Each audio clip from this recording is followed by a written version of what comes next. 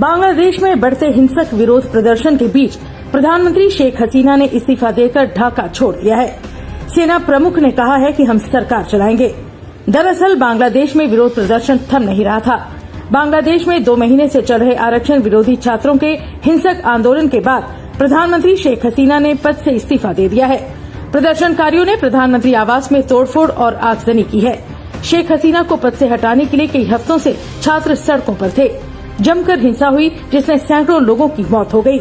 बांग्लादेश के हालात पर भारत में सर्वदलीय बैठक हो रही है।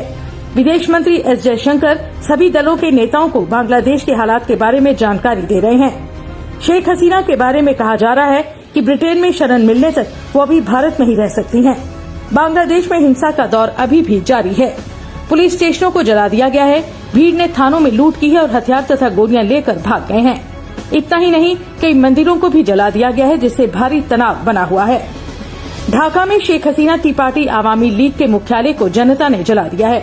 ढाका की सड़कों पर नारे लग रहे हैं, छी छी हसीना, शर्म करो, शर्म करो।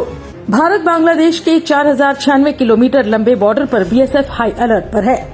2009 से शेख हसीना की पार्टी आवामी लीग सत्ता में है और हसीना प्रधानमंत्री के पद पर थीं। आज शेख हसीना को पद से इस्तीफा देकर सरकारी आवास से फरार होना पड़ा। जनता प्रधानमंत्री के उस आवास में घुस गई जहां शेख हसीना 2009 से रह रही थीं। उनके आवास पर जनता का कब्जा हो गया है।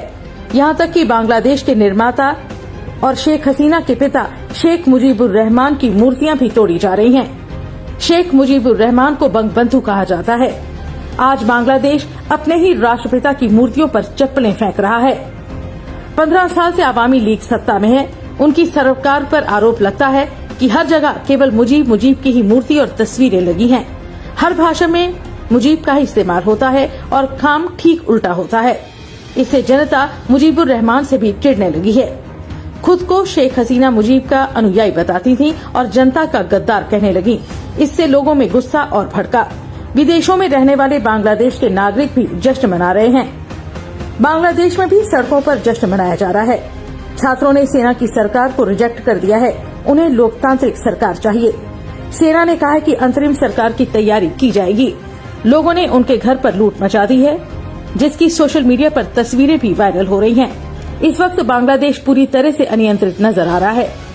ठीक इसी तरह से श्रीलंका में हुआ था, जब महंगाई और अराजकता से त्रस्त जनता राष्ट्रपति के आलीशान महल में घुस गई थी। यकीन नहीं होता कि आरक्षण और नौकरी के मुद्दे को लेकर एक देश इतना उबल जाएगा और इतनी दूर तक निकल जाएगा।